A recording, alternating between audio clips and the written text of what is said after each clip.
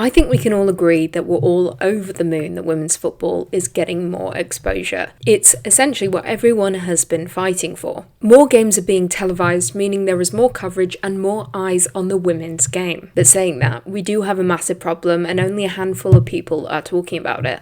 And that is the scheduling issue that we're facing. Right now, 12 p.m. kickoffs and loads of games happening at the same time are actually making the game harder to watch, not easier. And the worst part is this, it's the illusion that the league is more available, while quietly splitting the audience into tiny chunks. More televised games doesn't mean more viewers. It is clear that we are in a new era for women's football. We can all feel it, especially coming off of summer 2025. More coverage is genuinely good news for the women's game. Also, Sky has publicly confirmed a major expansion in WSL broadcasting, with 118 women's games per season being shown in this new deal. On paper, this all sounds great, right? Everyone can watch, but here is the catch. If fans can't realistically watch live because the games are too early or there's overlap, then you're not building habits, you're actually just creating friction. And in sport, friction kills growth. Now let's discuss the 12 p.m. kickoff problem. It is the elephant in the room that a lot of people aren't really discussing, although I have seen online a few fans air their grievances about the 12 p.m. kickoff slot, and I am in full agreement. Now to begin, let's break down the logic that has been reported about this time slot. It was to find a consistent window, avoid competing with the men's game, and essentially create a WSL lunchtime appointment vibe. However, what we're now seeing is that the 12 p.m. kickoff slot is actually one of the worst time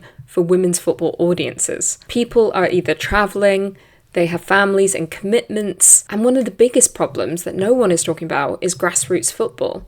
A lot of people that watch women's football are young girls, and these young girls play football. Sunday at 12 p.m. is the worst time to show a game because most people are out playing the game they know and love and want to watch. A lot of women football fans are players themselves, maybe even coaches or parents of young girls who play the game. So while you're trying to avoid the Premier League overlap, you're actually clashing with the culture that you're trying to grow. This isn't just speculation either. It shows up in concern around the performance of the TV slots. The Guardian also reported recently that the WSL are actually going to be reviewing the broadcast slots after concern around viewing figures and the impact of certain timings. Now let's discuss everyone seemingly playing at the exact same time. Now this is the second issue I want to discuss, and it's one of the biggest issues that people are discussing online. Too many matches are being played at the exact same time, and here is how extreme it can actually get. On the official WSL fixture site, you can literally see weeks of games all being scheduled for 12 p.m. on the same day. For example, on January 11th, 2026, which is the first weekend back for the WSL, there are 4 matches kicking off at 12 p.m. on January 11th, which is a Sunday. So what does this mean? It means that even if you're a die-hard fan of the women's game, you cannot watch all the games. You can't. You can't follow narratives match to match live. In turn, you're forced to turn to highlights and clips, which is fine, but it's not the same as building weekly live viewing habits. And from the league's perspective, it's also a visibility failure, as there are fewer separate broadcast windows, less oxygen for mid-table clubs who need the spotlight to grow, and fewer event moments. It's essentially the equivalent of putting on a music festival and then all the headliners play at the exact same time. The question is though, isn't avoiding the men's game a good thing? Some people will say yeah, however, if you move the women's time slot to later in the day, you're ultimately going to clash with the Premier League.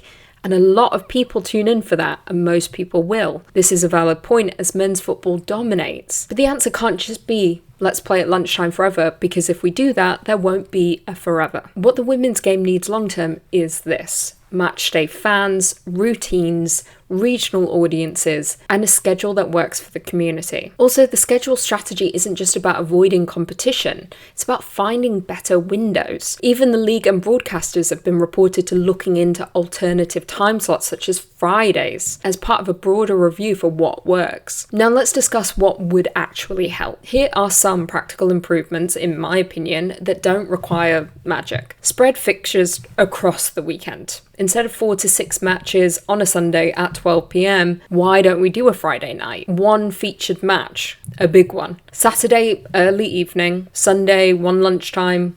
one mid-afternoon, one early evening. You instantly create multiple moments, multiple broadcast peaks, multiple chances for casual fans to just drop in and watch. You should also protect at least one marquee slot, but don't force everyone into it. If Sky wants a regular slot, that's absolutely fine. Just pick one match each week for that, but don't trap the whole league into a block kickoff model.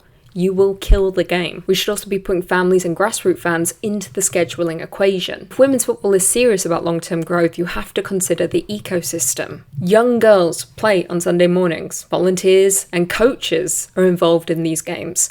Parents are driving their kids to matches. We need to actually consider this. Scheduling that ignores them is essentially taxing your own fan base. We also need to avoid sticking big games against each other. Do not make fans pick between Arsenal versus Chelsea and Man U versus Man City. Those games should be separate events because these are the games that are growing your league. Look, this isn't a don't televise games rant. TV expansion is fantastic, and I'm over the moon that it's happening. And the numbers across women's football is showing that it is growing right now. But exposure isn't just quantity, it's about watchability. If the WSL wants bigger audiences, the schedule has to help fans build these habits, not make difficult decisions every Sunday as to what game they're going to be able to watch. I want to hear from you though. Are 12 p.m. kickoff games killing the game? Or have you experienced wanting to watch multiple games but they overlapped so you couldn't? What is your ideal WSL schedule and how do you think it could benefit the league? Let me know your comments below and I'll see you in the next video.